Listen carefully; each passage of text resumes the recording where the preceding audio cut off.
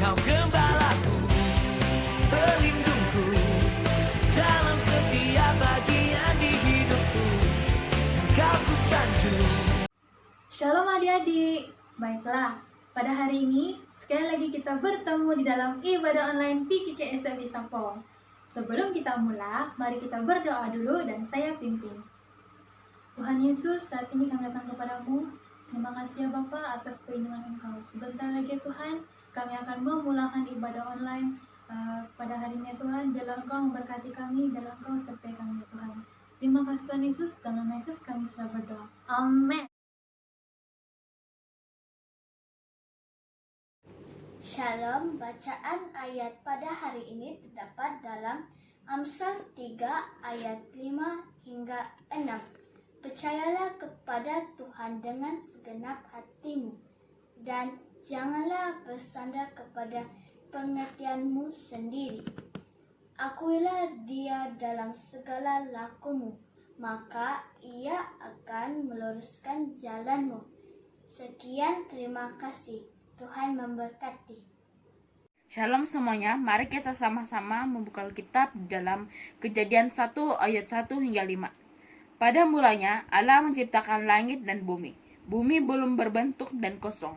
Gelap gulita menutupi samudra raya, dan roh Allah melayang-layang di atas permukaan air. Berfirmanlah Allah, jadilah terang. Lalu terang itu jadi. Allah melihat bahwa terang itu baik. Lalu dipisahkannyalah terang itu dari gelap, dan Allah menamai terang itu siang, dan gelap itu malam. Jadilah petang, dan jadilah pagi.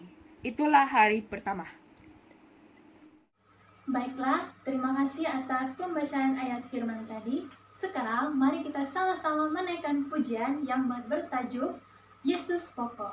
Haleluya. Pokok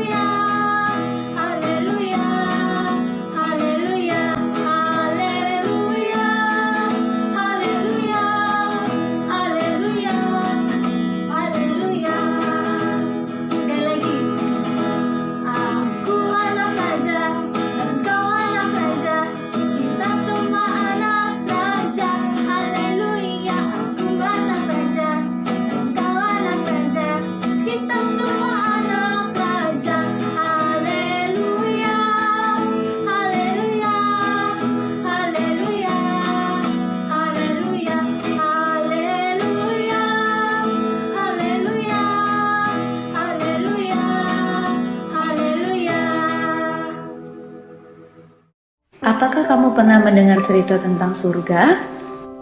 Surga adalah tempat yang indah, tempat yang menyenangkan. Tuhan ada di surga dan Tuhan ingin kita semua pergi ke surga suatu hari nanti. Tentunya kamu ingin masuk surga, bukan? Bolehkah saya bertanya? Apakah kamu yakin pasti masuk surga? Apakah alasan Tuhan mengizinkan kamu masuk ke surga? Banyak orang berkata, kita harus taat kepada orang tua, rajin beribadah, rajin berdoa, rajin berbuat baik, dan lain sebagainya. Tapi harus baik apa? Saya punya kabar baik untukmu. Ini kabar baiknya. Surga adalah hadiah gratis dari Allah. Namanya hadiah, tentu kita tidak perlu membayar. Surga tidak didapat karena kita berbuat sesuatu, seperti rajin membaca kitab suci, rajin belajar, rajin berdoa, atau rajin melakukan perintah Allah yang lain. Surga juga tidak didapat karena kita layak atau pantas menerimanya. Seperti misalnya kita jadi anak yang pintar, anak yang rajin, kita tidak nakal, suaranya bagus, selalu juara di sekolah. Tapi sekalipun surga adalah hadiah gratis, semua orang tidak dapat masuk surga karena ada yang menghalangi, yaitu dosa. Kita semua adalah orang-orang yang berdosa. Dosa itu seperti kalau kita tidak taat kepada perintah Tuhan, kita marah-marah, bertengkar, menyontek di sekolah, berbohong, berkata-kata kotor, berpikiran jelek, malas, dan lain sebagainya. Dosa juga kalau kita tahu yang baik tapi tidak mau melakukan, seperti membantu orang tua, beribadah, berdoa, taat kepada orang tua, tapi kita tidak lakukan, itu adalah dosa. Dosa sudah mengikat hidup kita, sehingga kita cenderung untuk berbuat dosa. Kalau kita terus berbuat dosa, maka dosa kita akan sangat banyak. Nah, dengan dosa yang banyak seperti ini, kita tidak dapat menyelamatkan diri kita sendiri untuk masuk surga. Kita seperti orang yang tenggelam dalam lumpur hisap. Tidak mungkin kita menarik rambut kita untuk mengangkat diri kita, bukan? Nah, kita juga seperti itu. Kita tidak bisa menyelamatkan diri kita sendiri untuk masuk surga.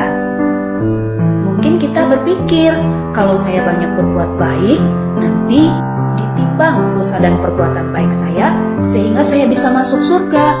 Tetapi itu tidak mungkin. Mengapa? Karena untuk masuk surga kita harus sempurna. Artinya tidak ada dosa satupun yang kita lakukan dalam hidup kita. Tidak mungkin kita menyajikan kue dari gula, mentega, tepung, dan 9 telur yang baik, tetapi sudah tercampur dengan 1 telur yang busuk. Kenapa? Karena 1 telur yang busuk itu sudah mencemari semua adonan yang baik. Itu sama seperti dosa kita. Sekalipun kita banyak berbuat baik, tapi kalau ada 1 dosa yang kita lakukan, itu sudah membuat kita tidak sempurna, sehingga tidak bisa masuk surga. Tapi Allah bisa menyelamatkan kita. Mari kita melihat cara Allah. Kita harus mengerti, Allah tidak seperti kakek yang baik, yang hanya mengasihi tetapi tidak menghukum kita yang berdosa. Allah juga bukan seperti polisi yang adil, yang hanya menghukum dan tidak mengasihi kita yang berdosa. Yang benar, Allah kita adalah kasih sekaligus adil. Allah yang kasih, Dia tidak ingin menghukum kita sekalipun dosa kita banyak. Tapi Allah yang adil harus menghukum kita sekalipun dosa kita hanya 1. Nah, inilah hukuman orang yang berdosa, yaitu disiksa selama-lamanya di dalam neraka. Apakah kamu melihat ada masalah di sini? Tadi Allah kasih tidak ingin menghukum, tapi Allah yang adil harus menghukum. Bagaimana kasih dan keadilan Allah ini bisa bertemu? ada sebuah cerita yang akan menolong kita untuk mengerti bagaimana kasih dan keadilan Allah bertemu. Ada seorang pemimpin yang sangat bijaksana yang bernama Syamila. Dia mau membebaskan rakyat dari pemerintahan yang kejam. Tiba-tiba suatu kali prajuritnya datang melapor bahwa ada yang mencuri bahan makanan mereka. Syamila menjadi marah, lalu dia memerintahkan bahwa siapapun yang mencuri dan tertangkap akan dihukum 50 kali cambukan di muka umum. Ternyata ada yang mencuri dan pencurinya tertangkap. Tapi yang mengejutkan Jenderal Syamila, yang mencuri ternyata adalah ibunya sendiri. Syamila bingung apa yang harus dia lakukan, karena tentu dia sangat sayang kepada ibunya. Tetapi sebagai pemimpin, dia harus menjalankan keadilan, yaitu menghukum orang yang sudah melakukan kesalahan. Tetapi karena Syamila adalah pemimpin yang sangat bijaksana, dia melakukan sesuatu yang mengejutkan semua orang. Dia membuka jubahnya, lalu dia memakaikan kepada ibunya. Dan dia dicambuk sebanyak 50 kali cambukan sebagai ganti ibunya. Dengan cara inilah Syamila menunjukkan kasih kepada ibunya, tapi sekaligus dia menunjukkan keadilan kepada semua pengikutnya. Demikian juga Allah mempertemukan kasih dan keadilannya melalui pengorbanan Yesus.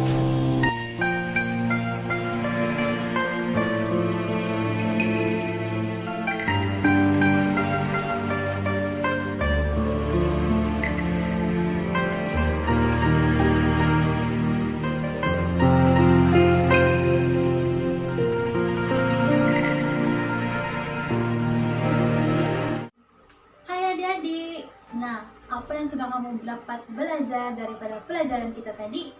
Oke, apa yang diajar tadi itu ialah sekiranya kita ingin masuk ke surga, kita perlulah sentiasa berdoa, membaca firman Tuhan, mendekatkan diri kita dengan Tuhan, dan melakukan hal-hal yang baik.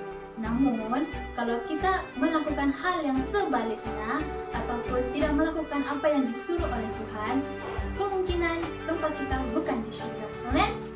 Baiklah, seperti ayat yang diberi tadi, yaitu Yohanes 3 ayat 16, karena begitu besar kasih Allah akan dunia ini, sehingga ia telah mengaruniakan anaknya yang tunggal, supaya setiap orang yang percaya kepadanya tidak binasa, melainkan beroleh hidup yang kekal. Amin. Baiklah, ini merupakan akhir acara ibadah kita. Sebelum itu, mari kita berdoa dan saya tutup. Ya Tuhan, terima kasih atas pimpinan Engkau yang telah menyertai kami dari awal ibadah ini hingga akhir. Sebentar lagi Bapa, biarlah Engkau melindungi setiap anak-anak ya Tuhan, dan biarlah semuanya dipegang oleh Engkau. Terima kasih Tuhan, terima kasih Yesus. Amin. Oke adik-adik, jumpa minggu depan. Jangan lupa ya, Tuhan Yesus memberkati. Bye. Aku sanjung hadiratmu selalu ada nyata di setiap langkahku.